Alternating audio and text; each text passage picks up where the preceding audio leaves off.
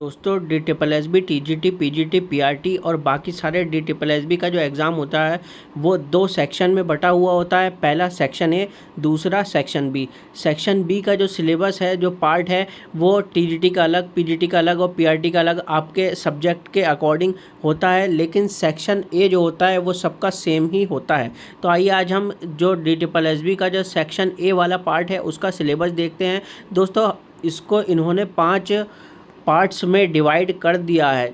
सभी पार्ट्स में 20-20 क्वेश्चन आते हैं। जैसे कि पार्ट 1 हमारा जनरल अवेयरनेस होता है, दूसरा जनरल इंटेलिजेंस एंड रीजनिंग, तीसरा अर्थमेटिक एंड न्यूमेरिकल एबिलिटी, चौथा हिंदी लैंग्वेज एंड कॉम्प्रीहेंशन और पांचवा इंग्लिश लैंग्वेज एंड कॉम्प्रीहेंशन होता है। दोस्तों जनरल अवेयरनेस वाला जो पार्ट होता है इसमें history, polity, geography, science, scientific research, national and international organisations के बारे में और मोस्टली जो करंट अफेयर्स के हमारे क्वेश्चन होते हैं एजुकेशन से रिलेटेड उनको पूछा जाता है। दूसरा हमारा जनरल इंटेलिजेंस और रीजनिंग एबिलिटी वाला जो सिलेबस होता है, दोस्तों पार्ट ए का जो सिलेबस होता है वो फिक्स होता है। आप जब प्रीवियस ईयर क्वेश्चंस को देखेंगे तो ज़्यादातर जो टॉपिक्स हैं वो रिपीट किए हुए होते हैं।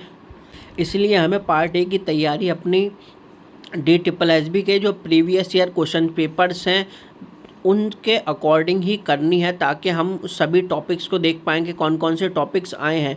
अर्थमेटिक एंड न्यूमेरिकल एबिलिटी के भी सभी टॉपिक्स पिछले साल के जो पेपर में आए हुए हैं वही ज़्यादातर रिपीट होते हैं। इसमें इन्होंने वेल डिफाइंड सिलेबस दिया हुआ है कि कौन कौन से हमारे टॉपिक पूछे जाने हैं। तीसरा हिंदी लैंग्वेज एंड कॉम्प्रीहेंशन और इंग्लिश लैंग्वेज कॉम्प्रीहेंशन, इसमें ज़्यादातर हमारा ग्रामर का पोर्शन पूछा जाता है। इसलिए आपको हिंदी और इंग्लिश लैंग्वेज की ग्रामर को काफ़ी अच्छे से कवर कर लेना है। हिंदी तो काफ़ी इजी आती है, इंग्लिश में थोड़ा आपको ध्यान देने की ज़रूरत है। दोस्तों सेक्शन ए में सभी पार्ट्स में 20-20 क्वेश्चन आते हैं। ये पूरा जो सेक्शन होता है, सेक्शन ए हमारा, ये 100 नंबर्स का होता है। तो इसलिए आपको सेक्शन ए पर भी काफ़ी ज़्यादा ध्यान देने की ज़रूरत है। प्रीवियस ईयर पेपर को इसका बेस बनाना है। इस सिलेबस को और प्रीवियस ईयर पेपर्स दोनों को कंबाइन करके हमें तैयारी करनी है। जो जो टॉपिक्स प्रीवियस ईयर पेपर में आए हुए हैं उनको हमें बिल्कुल भी नहीं छोड़ना है।